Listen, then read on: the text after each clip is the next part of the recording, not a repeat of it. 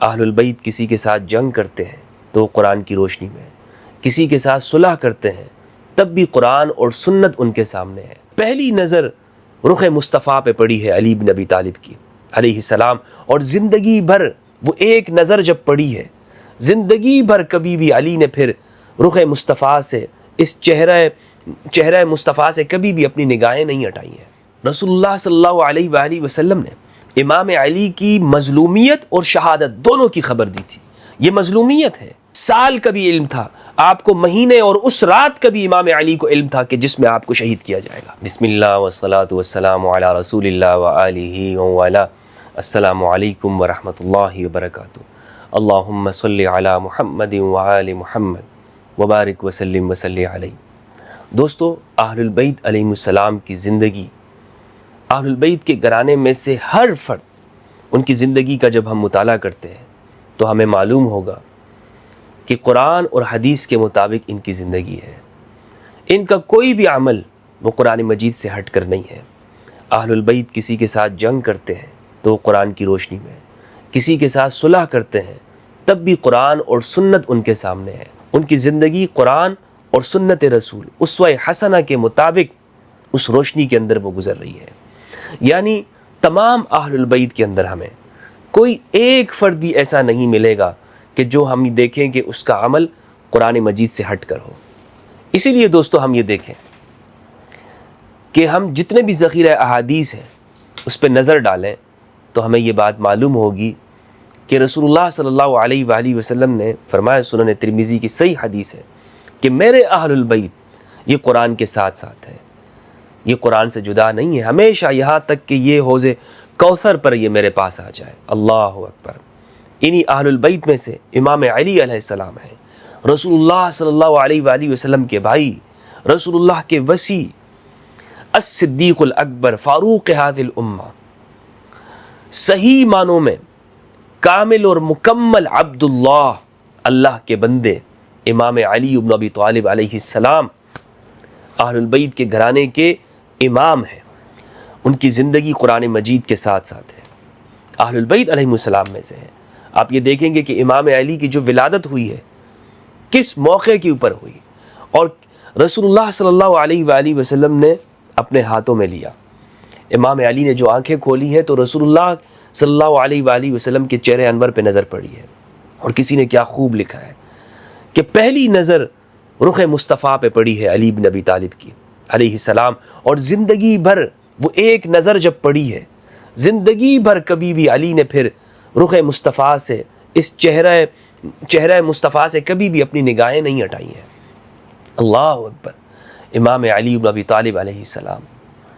دوستو، یہ جناب ابو طالب کا جو گھرانہ ہے، انہوں نے رسول اللہ صلی اللہ علیہ وآلہ وسلم کے لیے، آپ کے مشن اور آپ کے کاز کے لیے قربانیاں دی ہیں۔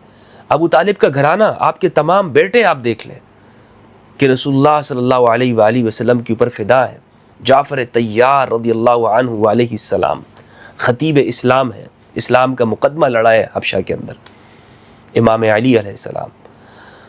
اور اگر ہم رسول اللہ کی زندگی کا مطالعہ کریں دوستو، تو مجھے تو یہی معلوم ہوتا ہے کہ رسول اللہ کا جو مکی دور ہے وہ ابو طالب علیہ السلام کی قربانیاں ہیں، اور مدنی دور وہ امام علی علیہ السلام کے کارنامے ہیں۔ یہی سیرت مصطفیٰ ہے صلی اللہ علیہ وآلہ وسلم۔ پورے اسلام کا اگر آپ نے خلاصہ دیکھنا ہے، تاریخ دیکھنی ہے، تو ائمہ اہل البیت علیہ السلام کے پہلے امام سے لے کر امام المہدی علیہ السلام تک، دوستو آپ دیکھیں گے کہ شریعت کو نافذ کرنے، اسلام کا دفاع کرنے، رسول اللہ پر فداکاری کے اندر، رسول اللہ پر جانثاری کے اندر، یہی آپ کو نظر آئیں گے ابو طالب علیہ السلام اور آپ کی اولاد امام مہدی علیہ السلام تک۔ اور امام مہدی پر کسی کا اختلاف نہیں ہے سنی شیعہ کا، آپ تعبیرات میں اختلاف کر سکتے ہیں، لیکن امام مہدی تو امام ہے نا۔ وہ کس لیے آئیں گے؟ دنیا کے اوپر جو ظلم اور جور ہوگا اسے عدل اور انصاف کے ساتھ بھر دیں گے۔ یہ ہے اہل البیت علیہ السلام۔ دوستو، آج ہم امام علی علیہ السلام کی زندگی کا ایک جو پہلو ہے آپ کی شہادت کے حوالے سے، اس پر گفتگو کریں گے کہ امام علی علیہ السلام کی شہادت کیسے ہوئی، اور صحیح روایات کے اندر کیا بیان کیا گیا ہے، اور ہماری اہل سنت والجماعت کی کتابوں کے اندر مقتل علی بن ابی طالب علیہ السلام کو کیسے بیان کیا گیا ہے۔ امام علی علیہ السلام کی مظلومیت، آپ کی شہادت کی خبر خود رسول اللہ صلی اللہ علیہ وآلہ وسلم نے اپنی حیات طیبہ کے اندر ہی امام علی علیہ السلام کو دے دی تھی۔ یہ میرے سامنے مسند ابی یعلا ہے، حدیث نمبر 561 ہے۔ یہ طویل روایت ہے، میں اس کا خلاصہ آپ کے سامنے بیان کرتا ہوں۔ ایک مرتبہ رسول اللہ صلی اللہ علیہ وآلہ وسلم کے ساتھ امام علی علیہ السلام ایک باغ میں جاتے ہیں۔ وہ باغ امام علی کو بہت خوبصورت ہوتا ہے، امام علی کی آنکھوں کو بھلا لگتا ہے، تو امام کہتے ہیں کہ کتنا خوبصورت باغ ہے۔ آپ صلی اللہ علیہ وآلہ وسلم نے فرمایا، اے علی، اس سے خوبصورت باغ میں تم جنت میں میرے ساتھ ہوگے۔ یہ کہہ کر رسول اللہ صلی اللہ علیہ وآلہ وسلم نے امام علی کو سینے سے لگا دیا اور آپ خوب زار و قطار رونے لگے۔ امام علی نے دیکھا کہ رسول اللہ رو رہے ہیں، پوچھا، یا رسول اللہ ما یبکیک یا رسول اللہ، آپ کیوں رو رہے ہیں یا رسول اللہ؟ آپ صلی اللہ علیہ وآلہ وسلم نے فرمایا، ضغائن فی صدور اقوام لا یبدونها لک الا من بعدی۔ اے علی، لوگوں کے سینوں میں موجود جو کینے ہیں وہ میرے جانے کے بعد ہی آپ پر لوگ ظاہر کریں گے، اس لیے میں رو رہا ہوں۔ تو امام علی نے پوچھا کہ میرا دین سالم ہوگا؟ آپ نے فرمایا کہ بالکل آپ کا دین سالم ہوگا، یعنی آپ کا کوئی قصور نہیں ہوگا۔ یہ لوگوں کے سینوں میں موجود جو کینے ہیں جو آپ کے ساتھ یہ رکھتے ہیں، اس لیے یہ آپ کے اوپر تنقید بھی کریں گے اور آپ کے بارے میں یہ بغض کو ظاہر کریں گے۔ دوستو، ہم دیکھتے ہیں امام علی علیہ السلام کو شہید کیا گیا، اور شہید کرنے والا کون شخص ہے؟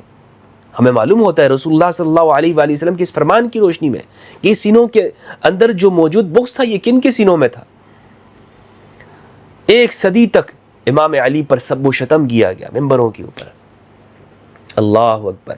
ایک وقت اور پورا دور ایسا گزرا ہے بنو امیہ کا، اموی دور حکومت میں۔ آپ یہ دیکھیں، ہمارے محدثین نے لکھا، ابن حجر اسقلانی رحمہ اللہ، ذہبی رحمہ اللہ، کہ جس کا نام بھی علی ہوتا تھا اسے قتل اور ذبح کر دیا جاتا تھا۔ علی نام کیوں رکھتے ہو تم؟ لوگ اپنا نام بدل دیا کرتے تھے۔ یہ سب کیوں تھا؟ یہ وہ سینے کے اندر موجود بغض تھا جو رسول اللہ کے جانے کے بعد ظاہر ہوا۔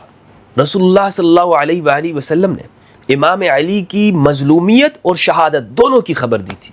یہ مظلومیت ہے، یہ مظلومیت ہے کہ رسول اللہ فرما رہے ہیں کہ میرے جانے کے بعد لوگ آپ سے بغض کا اظہار کریں گے، اور شہادت کی خبر بھی آپ صلی اللہ علیہ وآلہ وسلم نے دے دی تھی۔ مستدرک للحاکم کی حدیث نمبر 4590 ہے، زید بن اسلم سے روایت ہے، وہ ابو سنان الدولی سے روایت کرتے ہیں۔ وہ کہتے ہیں کہ رسول اللہ صلی اللہ علیہ وآلہ وسلم نے، امام علی علیہ السلام فرماتے ہیں کہ میں نے صادق اور مصدوق رسول اللہ صلی اللہ علیہ وآلہ وسلم کو ارشاد فرماتے ہوئے سنا، اے علی، آپ کو ضرب لگائی جائے گی۔ آپ کو جب ضرب لگائی جائے گی تو آپ کی داڑھی یہ رنگین ہو جائے گی آپ کے خون سے۔ انک ستضرب ضربۃ ہاؤنا وضربۃ ہاؤنا واشار الی صدغیہ فیسیل دمها حتی تختضب لحیتک۔ آپ کے پیشانی سے خون آئے گا اور آپ کی داڑھی یہ آپ کے خون سے رنگ ہو جائے گی۔ وَيَكُونُ صَاحِبُهَا أَشْقَاهَا، اور یہ جو قاتل ہے یہ سب سے بڑا بدبخت انسان ہوگا۔ كَمَا كَانَ عَاقِرُ النَّاقَةِ أَشْقَى ثَمُودَا، جس طرح حضرت صالح علیہ السلام کی اونٹنی کی جو کونچے کاٹنے والا تھا وہ سب سے بڑا بدبخت تھا اپنے دور کا، اسی طرح اس امت کا بڑا بدبخت انسان وہ ہے کہ جو آپ کو شہید کرے گا۔ ھذا حدیث صحیح علی شرط البخاری ولم یخرجہ۔ حاکم نشاپوری رحمہ اللہ کہتے ہیں کہ یہ بخاری مسلم کے اوپر صحیح ہے، لیکن انہوں نے اس کی روایت نہیں کیا۔ امام علی علیہ السلام کو فجر کی نماز میں شہید کیا گیا۔ آپ فجر کی نماز کے لیے جا رہے تھے، بلکہ فجر کی نماز کی حالت کے اندر تھے۔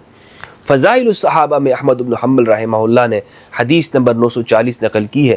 وہ کہتے ہیں، حسن بن کثیر کہتے ہیں، انہوں نے اپنے والد سے روایت کی اور ان کے والد نے امام علی علیہ السلام کا زمانہ پایا تھا۔ یہ کہتے ہیں کہ امام علی فجر کی نماز کے لیے اپنے گھر سے روانہ ہوئے۔ آپ رستے میں ہیں اور آپ کے سامنے بڑی بطخیں آ گئیں، بڑی بطخیں مرغابیاں آ گئیں، اور انہوں نے زور زور سے چیخنا اور چلانا شروع کر دیا۔ تو لوگوں نے انہیں دور کرنا چاہا، ان مرغابیوں کو۔ امام علی نے فرمایا کہ انہیں چھوڑ دو، ان کی حالت کے اوپر یہ نوحہ کر رہی ہیں، یہ گریہ کر رہی ہیں۔ اللہ اکبر۔ امام علی علیہ السلام کے جانے کے اوپر جانور بھی رو رہے ہیں۔ آج کے لوگ جو خود کو مذہبی کہتے ہیں، بڑے مذہبی ماشاءاللہ، کہتے ہیں کہ جناب نوحہ کرنا، گریہ کرنا، امام حسین کے اوپر آنسو بہانا یہ حرام ہے، بدعت ہے۔ جانوروں سے بھی گئے گزرے، ان کے دل سخت ہو گئے ہیں، پتھروں سے زیادہ ان کے دل سخت ہو گئے ہیں۔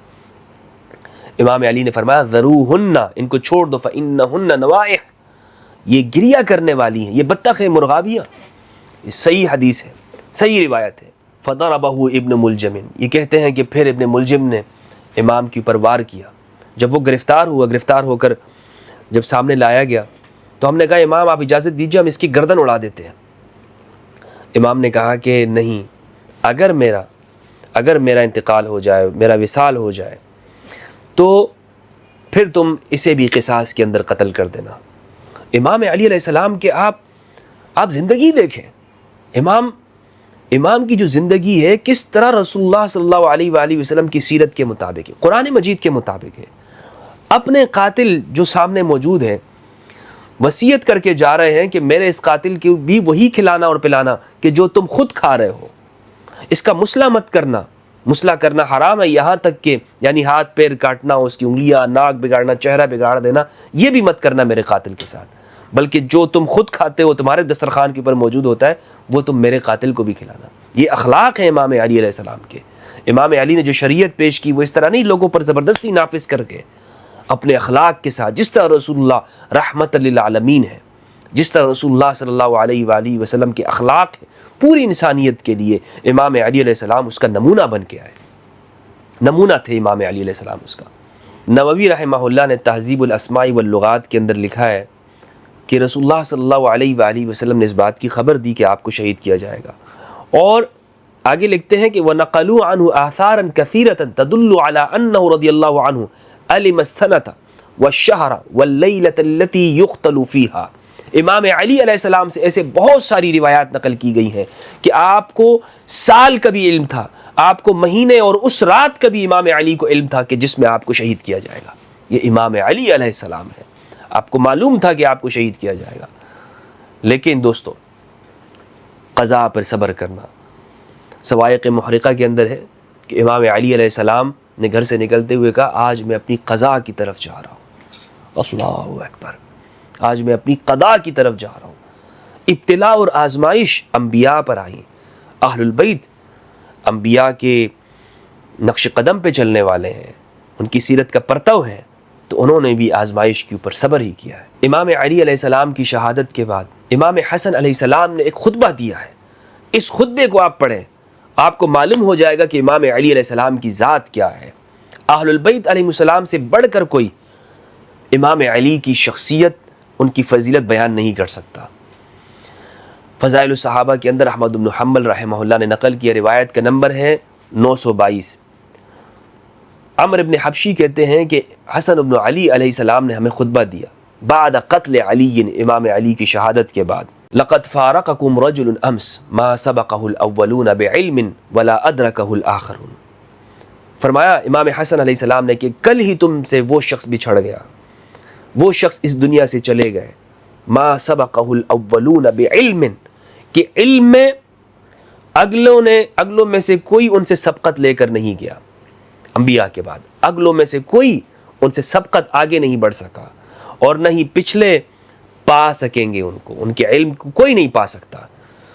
رسول اللہ صلی اللہ علیہ وآلہ وسلم ان کو جس جنگ کے اندر بھی جھنڈا دیا کرتے تھے، علم دیا کرتے تھے، علم دیتے تھے اور جہاد کے لیے روانہ کرتے تھے، امام علی علیہ السلام تب لوٹتے جب فتح ان کے ہاتھ میں ہوتی۔